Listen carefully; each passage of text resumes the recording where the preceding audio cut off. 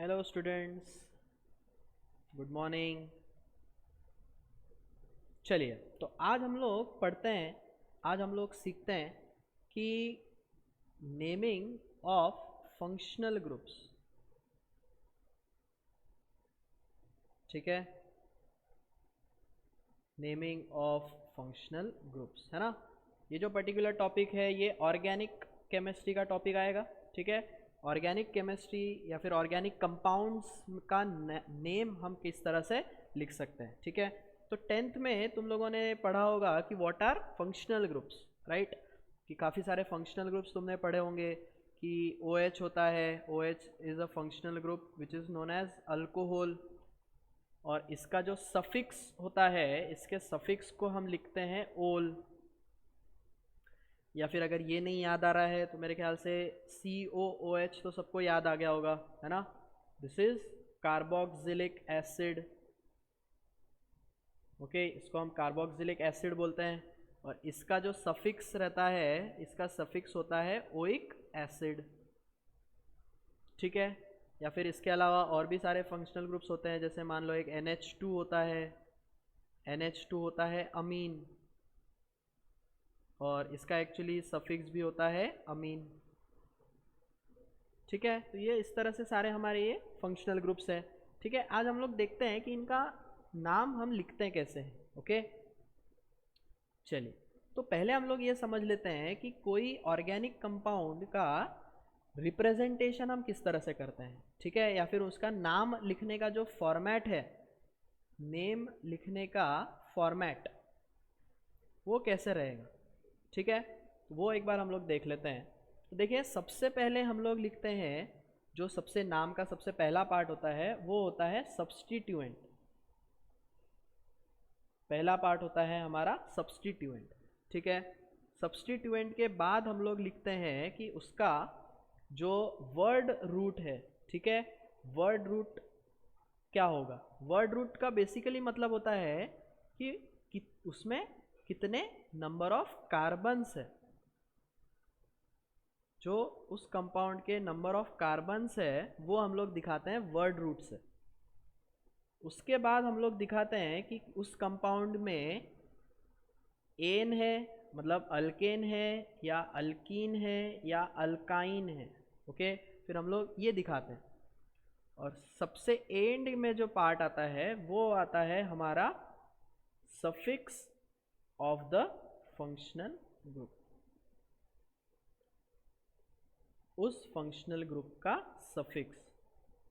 ठीक है, तो ये उस कोई भी ऑर्गेनिक कंपाउंड लिखने का ये फॉर्मेट रहेगा। ठीक है, तो सबसे पहले हमको लिखने हैं सब्स्टिट्यूएंट। अगर तुमको सब्स्टिट्यूएंट नहीं पता तो मैं तुमको बताऊंगा बाद में। ठीक है, फिलहाल तो हम लोग बस लिख लिख के रखते हैं इसको। फिर उसके बाद आता है वर्ड रूट, है ना। वर्ड रूट क्या इंडिकेट करता है, उसमें कितने कार्बन है। फिर आएगा एन, इन और आइन, और सबसे एंड में आ जाएगा सफिक्स।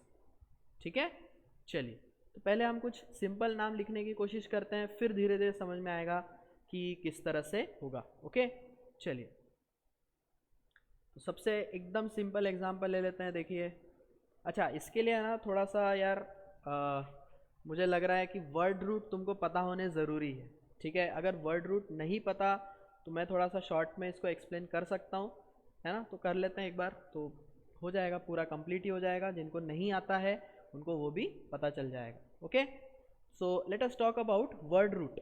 ठीक है, तो वर्ड रूट बेसिकली जैसे मैंने बताया, it indicates what, number of carbon. तो कि अगर किसी में कुछ नंबर ऑफ कार्बन्स है तो उसको हम केमिस्ट्री में क्या लिखते हैं। ठीक है, तो केमिस्ट्री में हम जो बोलते हैं उस चीज़ को हम बोलते हैं उसका वर्ड रूट। फॉर एग्जाम्पल, अगर मान लो मेरे पास एक कार्बन है, ठीक है, ये थोड़ा मैं अज्यूम कर रहा हूँ कि तुमको पता होगा, लेकिन फिर भी एक बार बता दे रहा हूँ। ठीक है, तो नंबर ऑफ कार्बन अगर 1 है तो उसको हम मिथ लिखते हैं। अगर 2 है तो 2 को हम ईथ लिखते हैं। 3 के लिए हम प्रॉप लिखते हैं। 4 के लिए ब्यूट लिखते हैं। 5 के लिए पेंट लिखते हैं।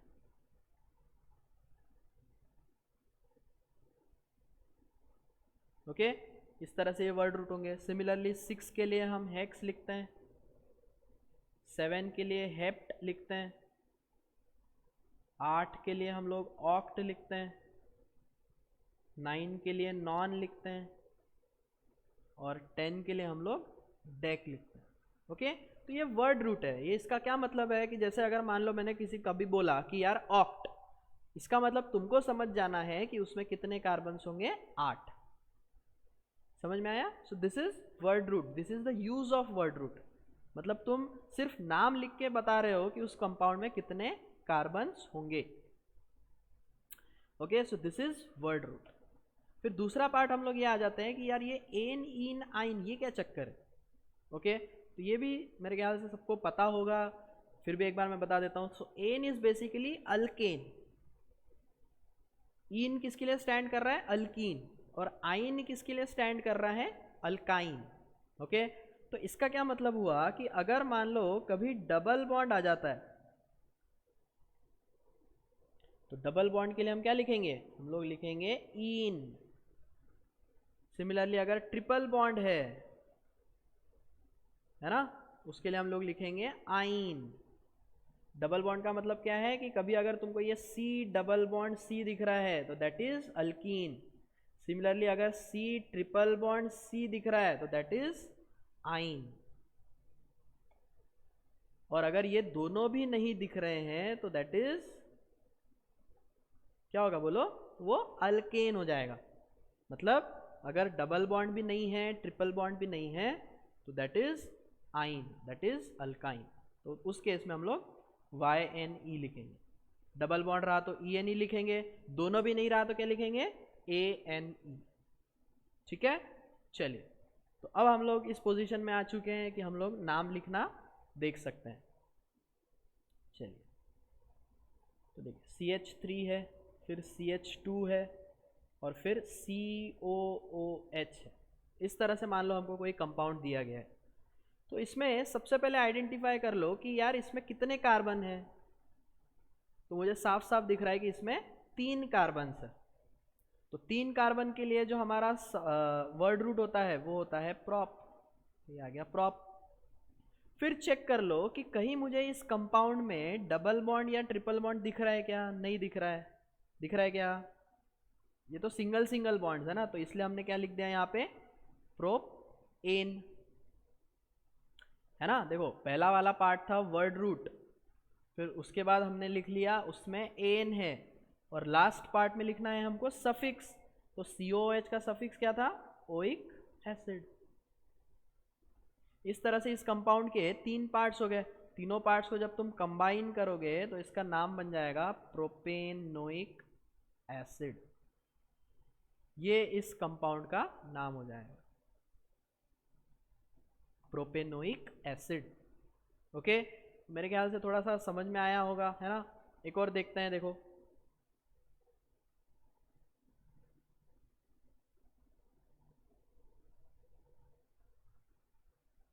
मान लो इस तरह से,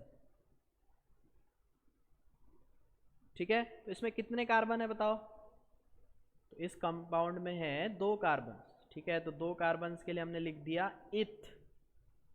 फिर इसमें मुझे ट्रिपल बॉन्ड दिख रहा है डायरेक्टली, तो ट्रिपल बॉन्ड के लिए हम क्या लिखते हैं, आइन। और ये OH के लिए हम क्या लिखते हैं, ओल। तो इन तीनों पार्ट्स को जब तुम कंबाइन कर दोगे तो ये क्या बन जाएगा, इथाइनॉल।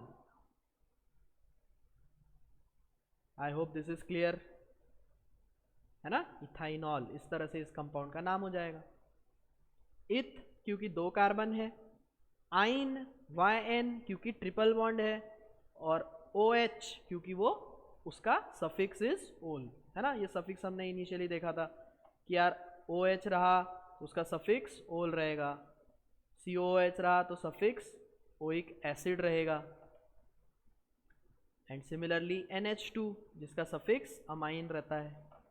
ठीक है, इसका भी एक एग्जांपल देखो।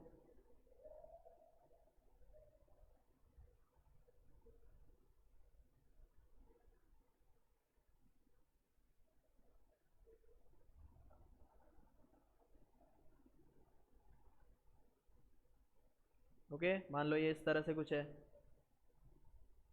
तो इसमें कितने कार्बन्स है? 1 2 3 4 कार्बन। तो 4 कार्बन के लिए हमने लिख दिया ब्यूट। फिर इसमें मुझे इन दिख रहा है और इसमें मुझे अमाइन दिख रहा है। इसका पूरा नाम हो जाएगा ब्यूट इन अमाइन, है ना, ब्यूट इन अमाइन, इस तरह से इसका नाम हो जाएगा butanamine. Okay, clear? चलिए, तो मैंने कुछ एग्जाम्पल्स तुमको करके बताए हैं। Okay, let's try. तो अब तुम लोग करके देखो।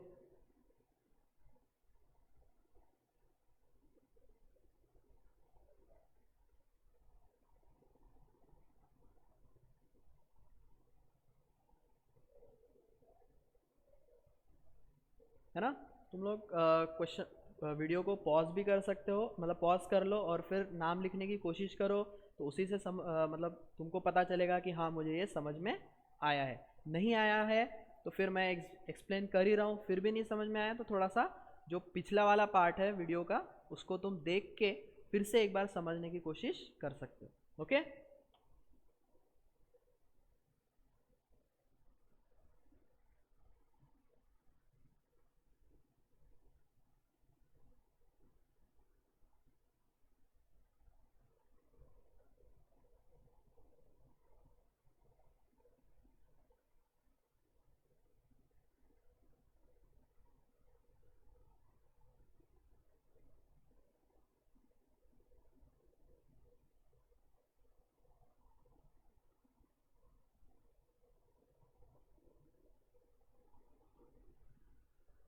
चलिए तो वीडियो को पॉज कर लीजिए और ट्राई करिए सॉल्व आंसर करने का।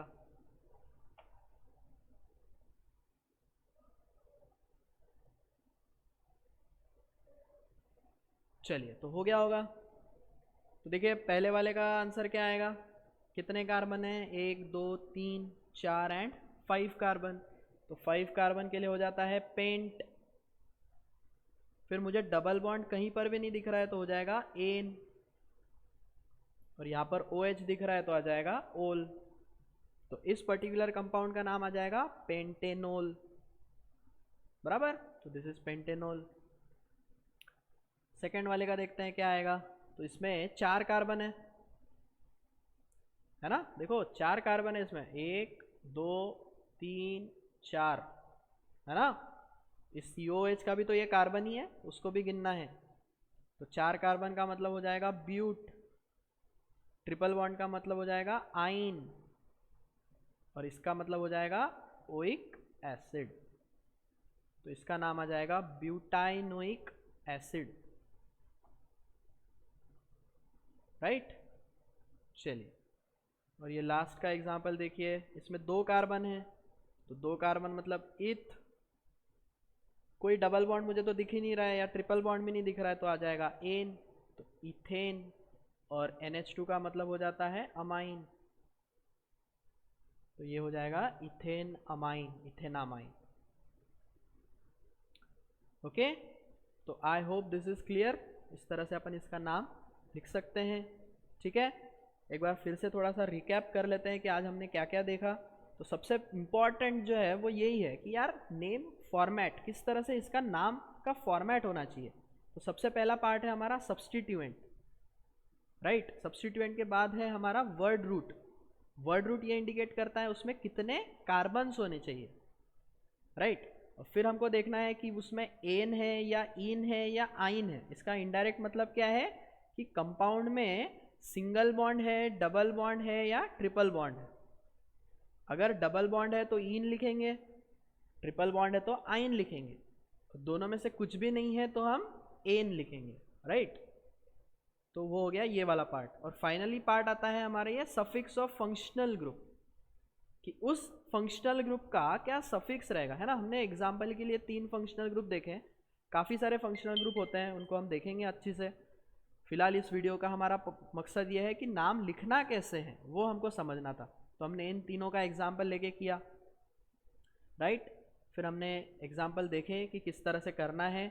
अगर नहीं समझ में आया फिर से एक बार तुम लोग ये वीडियो देख सकते हो, and based on that try solving these examples, ठीक है। ओके, तो आज के लिए हम इतना ही देखते हैं। Thank you.